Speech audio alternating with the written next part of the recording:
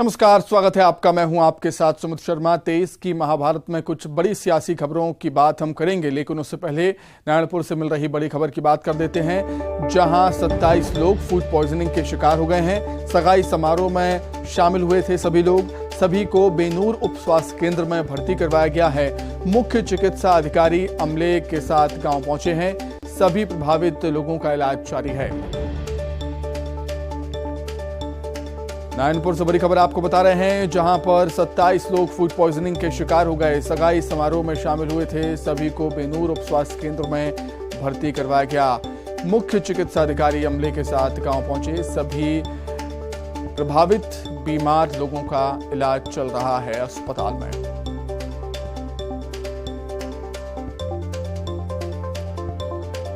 नारायणपुर से बड़ी खबर, 27 लोग फूड पॉइजनिंग का शिकार हुए। सगाई समारोह में सभी शामिल हुए थे। अधिक जानकारी के लिए बातचीत करेंगे। संवाददाता श्रीनिवास हमारे साथ जुड़े हुए हैं फोन पर। श्रीनिवास, क्या कुछ जानकारी है? बीमार लोगों की क्या हालत अभी?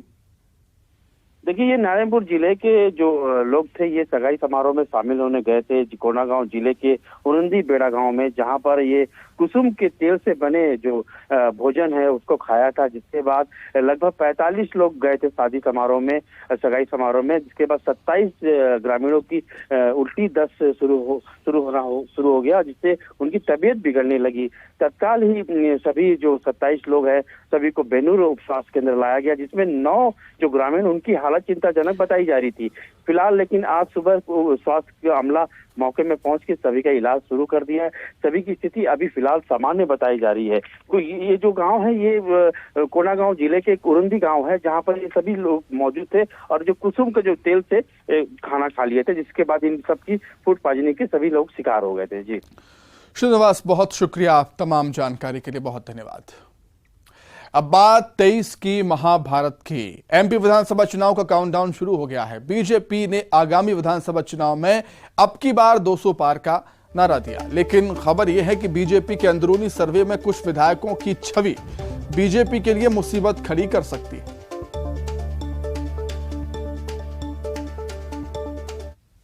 2023 के चुनाव में 200 पार का नारा दे रही, इसके साथ ही 51% वोट शेयर की भी बात करती है। लेकिन सबसे बड़ा सवाल ये है कि आखिर ये 200 पार का नारा सफल कैसे होगा, क्योंकि सरकार की ही सर्वे रिपोर्ट ये कहती है कि कुछ विधायक हैं जिनकी छवि जनता के बीच में ठीक नहीं है। हालांकि सरकार ने या कहे मुख्यमंत्री शिवराज सिंह चौहान ने खुद इन लोगों को अपनी छवि सुधारने के निर्देश दिए हैं, लेकिन देखना होगा कि क्या आने वाले समय यानी चुनाव के समय तक ये लोग अपनी छवि सुधार पाते हैं या फिर संगठन इनकी छवि को पॉलिश करने के लिए किस तरह से काम कर रहा है। देखिए इस खबर में। एमपी विधानसभा चुनाव में बीजेपी ने 200 सीट जीतने का लक्ष्य रखा है। इस लक्ष्य को भेदने के लिए बीजेपी समय समय पर इंटरनल सर्वे कराती है, जिससे वो अपनी जमीनी स्थिति जान सके। बताया जा रहा है कि बीजेपी ने ऐसा ही सर्वे कराया है, जिसमें ये मालूम चला है कि कुछ विधायकों की छवि बीजेपी के लिए मुसीबत खड़ी कर सकती है। साथ ही इन विधायकों को विकास यात्रा के दौरान विरोध का भी सामना करना पड़ा था। अब इन विधायकों को बीजेपी का शीर्ष नेतृत्व छवि सुधारने का निर्देश दिया है। विधायकों की छवि सुधारने के लिए संगठन भी जमीनी स्तर पर कामकाज कर रहा है, लेकिन इंटरनल सर्वे के बारे में पूछे जाने पर बीजेपी नेताओं ने इनकार किया। साथ ही कहा कि सरकार की छवि अच्छी है, हमारी सरकार शिवराज सिंह की अगुवाई में श्रेष्ठ काम कर रही है। देखिए, पहली बात तो ये है कि कौन सी सर्वे रिपोर्ट कब कहां किसके पास में आई है मुझे जानकारी नहीं है, और आपको जानकारी कैसे है मुझे नहीं पता। लेकिन सरकार की छवि अच्छी थी, अच्छी है और अच्छी रहने वाली है, क्योंकि हमारी भाजपा की सरकार ने मुख्यमंत्री शिवराज सिंह चौहान जी के नेतृत्व में लगातार अच्छे और श्रेष्ठ काम करने के लिए अपनी पूरी ताकत झोंकी है। रही बात सर्वे की, तो सर्वे कई प्रकार के कई लोग अलग अलग दौर में अलग अलग प्रकार से करते रहते हैं, चलते रहते हैं। छवि भाजपा की श्रेष्ठ है, अच्छी है, हमारा प्रत्याशी कमल का फूल है। वहीं कांग्रेस ने बीजेपी नेताओं की छवि को लेकर तंज कसा है। कांग्रेस का कहना है कि बीजेपी नेताओं की छवि कलंकित हो चुकी है। बीजेपी किस किस की छवि सुधारेगी? बीजेपी में बड़े से लेकर छोटे नेताओं की छवि खराब हो चुकी है। बीजेपी नेताओं की हकीकत जनता जान चुकी है। जो उनकी छवि पॉलिश करके सुधारेगा। रहा प्रश्न भारतीय जनता पार्टी के विधायकों का नहीं, नेताओं की छवि कलंकित हो चुकी है। उनकी छवि पर कालिक पुती हुई है, तो किस किस को भारतीय जनता पार्टी पॉलिश करने की कोशिश करेगी? मुख्यमंत्री से लेकर संतरी तक। संतरी भी सामूहिक बलात्कार में शामिल हो गए अब तो मुख्यमंत्री से संतरी तक जब बदनाम हो चुका है तो किस किस को पॉलिश करेगी? पॉलिश की कई डब्बियां और ब्रश खराब हो जाएंगे जब तक चुनाव आ जाएंगे और कमलनाथ जी पूज्य पिताजी बन के बैठ जाएंगे इस प्रदेश के इन लोगों के ऊपर। एमपी विधानसभा चुनाव की तैयारियों में बीजेपी नेता जी जान से जुटे हैं। ऐसे में बीजेपी के कुछ विधायकों की खराब छवि मुसीबत खड़ी कर सकती है और अब की बार 200 पार के नारे को पलीता लगा सकती है। शैलेंद्र भदौरिया, न्यूज 18, भोपाल। इसी खबर पर अधिक चर्चा करने के लिए सीधे भोपाल का रुख करेंगे। जितेंद्र शर्मा हमारे सहयोगी जुड़ गए हमारे साथ लाइव। जितेंद्र, 200 पार का नारा बीजेपी ने दिया है। पहली चुनौती ये है कि ये होगा कैसे, लेकिन जब कुछ विधायकों की रिपोर्ट सही नहीं है, छवि खराब होने की बात कही जा रही है, तो चुनौतियां, चिंताएं और भी ज्यादा निश्चित तौर पर कहीं ना कहीं बढ़ ही जाएंगी।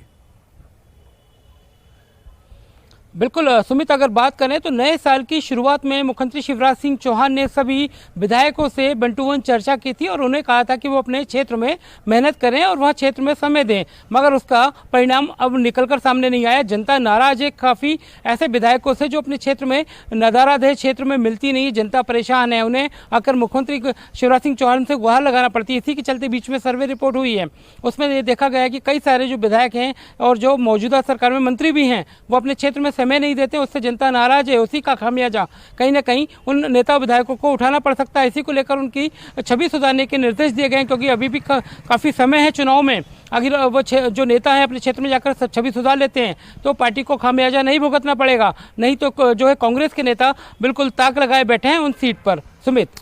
जितेंद्र, आपका बहुत शुक्रिया जुड़ने के लिए, तमाम बातचीत के लिए बहुत धन्यवाद। आगे बढ़ते हैं। बीजेपी का चुनाव जीतने का फॉर्मूला बिल्कुल साफ है। बीजेपी का फॉर्मूला है बूथ जीतो, चुनाव जीतो। लेकिन अब इसी फॉर्मूला पर कांग्रेस भी काम कर रही है। तरीका भले ही अलग हो, लेकिन उद्देश्य बिल्कुल साफ है। आखिर क्या है बूथ जीतने का चुनावी गणित, आइए आपको दिखाते हैं।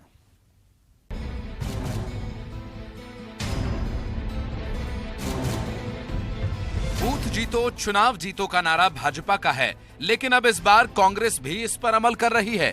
कांग्रेस के आला नेता ये बात मान चुके हैं कि विधानसभा चुनाव की जीत की राह बूथ जीतने पर ही आसान होगी। यही वजह है कि अपने कार्यकर्ताओं को बूथ जीतने का मूल मंत्र सिखाने के लिए अब कांग्रेस के दिग्गज नेता कार्यकर्ताओं को ट्रेनिंग देते नजर आ रहे हैं। लेवल मैनेजमेंट हमारा कमजोर है, उस बूथ लेवल मैनेजमेंट को कैसे हम लोग मजबूत करें, उसके लिए आप सबका सहयोग और समर्थन की आवश्यकता है। और उसके लिए आप जैसे जो भी कुछ अपनी बात कहना चाहते हैं, केवल रतलाम शहर के जो कांग्रेस जन हैं उन्हीं को ये मंच दिया जाएगा। मैं साथ में ये भी कहूँगा कि जो भी अपने सुझाव है, किसी की आलोचना करने की जरूरत नहीं है, जो सकारात्मक सुझाव है वो आपको देने की आवश्यकता है। मैंने हमेशा इस बात को कहा है कि संगठन के 5 सूत्र महत्वपूर्ण है: संपर्क, संवाद, समन्वय, सामंजस्य और सकारात्मक सोच। ये 5 चीजें अगर आपने अपने संगठन में और अपने कार्यशैली में उतार लिए तो संगठन अपने आप हमारा दौड़ने लगेगा।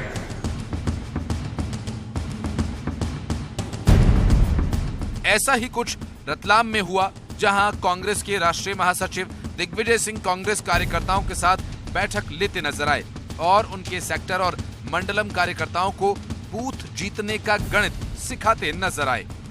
वहीं इस मामले में भाजपा महामंत्री प्रदीप उपाध्याय का कहना है कि भाजपा बूथ मैनेजमेंट के मामले में कांग्रेस से कई गुना आगे है।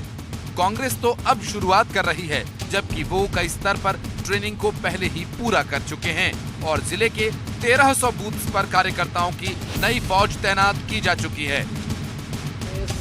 के बड़े नेता और कांग्रेस बूथ लेवल का जो काम कर रही है, वो अब हमने इस साल भर पहले हमारा बूथ विस्तार कार्यक्रम नंबर 1 चला और अभी हम उसको 2 में आ गए हैं, बूथ विस्तार योजना 2 के माध्यम से, जिसके अंतर्गत हमारे बूथ अध्यक्ष, महामंत्री और एक BLA ये पहले बन चुके थे। अभी हमने बूथ समिति बन गई हमारी प्रत्येक बूथ पर, और उसके अलावा हमने पन्ना प्रमुख और पन्ना प्रमुख, अर्ध पन्ना प्रमुख, पूरे रतलाम जिले में 1295 बूथ है 1295 बूथ पे हमारे अध्यक्ष, महामंत्री और बीएलए हैं, और उसके अलावा 37,000 पन्ना प्रमुख और पन्ना समिति, और इसके साथ ही व्हाट्सएप ग्रुप बूथ का।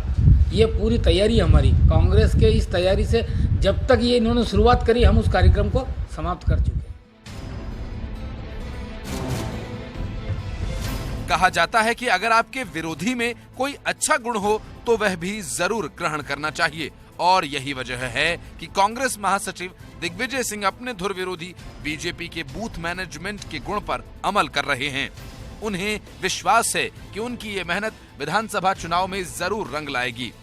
अब 2018 की कसर 2023 के चुनाव में जरूर पूरी होगी। सुधीर जैन, न्यूज़ 18, रतलाम। और इसी खबर पर अधिक चर्चा करने के लिए रतलाम से हमारे सहयोगी सुधीर जैन जुड़ गए हमारे साथ। सुधीर, पिछले विधानसभा चुनाव को छोड़ दिया जाए तो बूथ जीतो चुनाव जीतो का फॉर्मूला बीजेपी को हमेशा से सफलता दिलाता आया है, और इसी सफल फॉर्मूले को अपनाने की कोशिश में अब कांग्रेस भी।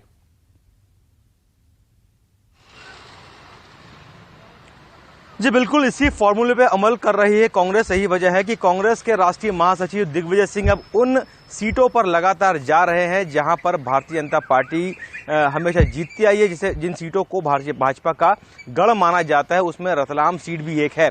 करीब 2 दिन पहले दिग्विजय सिंह रतलाम पहुंचे थे और उन्होंने मंडलम और सेक्टर कार्यकर्ताओं की बैठक लेने के साथ ही जो दूसरे कार्यकर्ता है, जो दूसरे नेता है, उनकी भी बैठक ली है यहाँ पर, और साफ तौर पे मैसेज देने की कोशिश की है कि बूथ को हर हाल में मजबूत करना होगा, क्योंकि दिग्विजय सिंह राजनीति के चाणक्य कहे जाते हैं और वो बखूबी जानते हैं कि अगर उन्होंने बूथ जीत लिया तो वाकई मैदान मार लिया, और जो 2018 की कसक थी वो 2023 में वे पूरा करना चाहते हैं। यही वजह है कि वे कार्यकर्ताओं की बातें भी सुन रहे हैं, कार्यकर्ताओं को मंच पे लाकर पूरा मौका दे रहे हैं कि आप आपके मन की बात बताइए, कहां आपको दिक्कत आ रही है, कौन नेता गड़बड़ियां कर रहा है या संगठन में कौन आपकी बात नहीं सुन रहा है। इन सभी को लेके दिग्विजय सिंह अब लगातार मुखर हो रहे हैं। पार्टी कार्यकर्ताओं बिल्कुल, बूथ के साथ चुनाव जीतने में कौन कामयाब हो पाएगा ये तो आने वाला वक्त ही बताएगा। सुधीर, बहुत शुक्रिया आपका।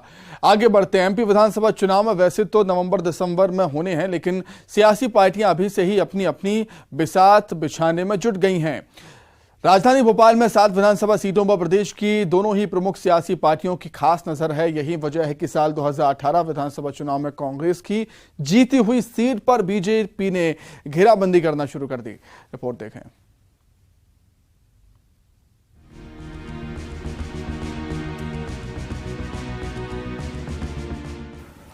मध्य प्रदेश की राजधानी भोपाल की 7 विधानसभा सीटों को बीजेपी और कांग्रेस ने नाक का सवाल बना लिया है। कांग्रेस ने जहां दिग्विजय सिंह और मुकेश नायक को 7 सीटों की जिम्मेदारी सौंपी है, वहीं खुद मुख्यमंत्री शिवराज सिंह चौहान ने अब मोर्चा संभाल लिया है। राजधानी भोपाल की 7 विधानसभा सीटों पर बीजेपी और कांग्रेस के बीच सीधी टक्कर है। यही वजह है कि अभी से ही दोनों सियासी पार्टियां अपनी अपनी फील्डिंग सजाने में जुट गई हैं, और बीजेपी कांग्रेस के दिग्गज नेता मैदान में उतरकर मोर्चा संभाल रहे हैं। लगातार हारने वाली सीटों पर दिग्विजय सिंह ने कांग्रेस के पक्ष में मोर्चा संभाला है। दिग्विजय सिंह ने प्रदेश भोपाल जिले की 7 विधानसभा सीटों में से गोविंदपुरा और बैरसिया पर अपना फोकस बढ़ा दिया। कांग्रेस का दावा है कि राजधानी की सभी 7 सीटों पर कांग्रेस को जीत मिलेगी। महंगाई, बेरोजगारी मुद्दे जैसे बीजेपी के खिलाफ हैं। देखिए, इस बार भोपाल की 7 सीटों पर जो मध्य प्रदेश में लोगों के मन में परिवर्तन की इच्छा है, उसी के साथ जाने का मन है। 7 सीटों पर अब लोग ये कहने लगे हैं कि 12 साल में तो पत्थरों के आकार बदल जाते हैं, BHEL में कोई परिवर्तन नहीं हो रहा। कोई सुनने वाला नहीं है, कोई जानने वाला नहीं है। कितना भ्रष्टाचार है, कितनी महंगाई है, कितनी बेरोजगारी। वहीं दूसरी तरफ सीएम शिवराज सिंह चौहान कांग्रेस के कब्जे वाली विधानसभा सीटों पर अचानक पहुंचकर कांग्रेस की मुश्किलें बढ़ाते हुए नजर आए। मुख्यमंत्री ने लाडली बहना योजना कार्यक्रम के तहत शुक्रवार को भोपाल की 3 विधानसभा सीटों को कवर कर दिया। मुख्यमंत्री ने उत्तर विधानसभा कांग्रेस विधायक आरिफ अकील के कब्जे वाली उत्तर विधानसभा सीट के 2 क्षेत्रों ईदगाह हिल्स और टीला जमालपुरा पर पहुंचकर लाडली बहनों से सीधा संवाद किया। इसके बाद मुख्यमंत्री कांग्रेस विधायक आरिफ मसूद के कब्जे वाले बरखेड़ी क्षेत्र में भी पहुंचे और यहां रशीदिया स्कूल कार्यक्रम में शामिल हुए। मुख्यमंत्री कांग्रेस विधायक पीसी शर्मा के दक्षिण पश्चिम विधानसभा क्षेत्र भी पहुंचे और यहां जवाहर चौक और पंचशील नगर क्षेत्र में कार्यक्रम किए। हालांकि बीजेपी का कहना है कि मुख्यमंत्री के कार्यक्रम को चुनाव से जोड़कर देखना ठीक नहीं। मैंने कहा ना कि इस मुख्यमंत्री जी के इस दौरे को चुनावी दृष्टि से 7 सीटों से राजनीतिक फायदे की दृष्टि से जोड़ना गलत होगा।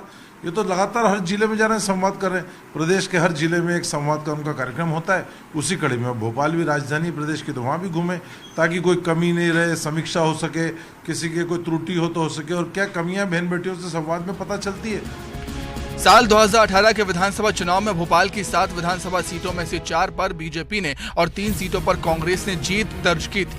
अब कांग्रेस की कोशिश है कि 2018 के चुनाव से ज्यादा सीटों पर जीत का परचम फहराया जाए। तो वहीं बीजेपी भी अब कांग्रेस के कब्जे वाली विधानसभा सीटों को हथियाने के प्लान में जुट गई है और उसकी कमान खुद सीएम शिवराज ने संभाली है। अनुराग श्रीवास्तव, न्यूज़ 18 भोपाल।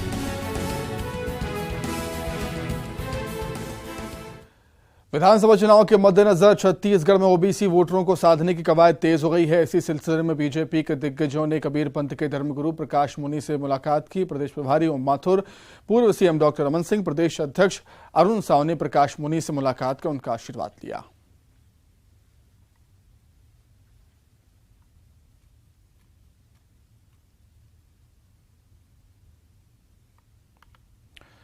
माना जा रहा है कि पिछले विधानसभा चुनाव में ओबीसी समुदाय के वोट ने सरकार पलटने में काफी अहम भूमिका निभाई थी।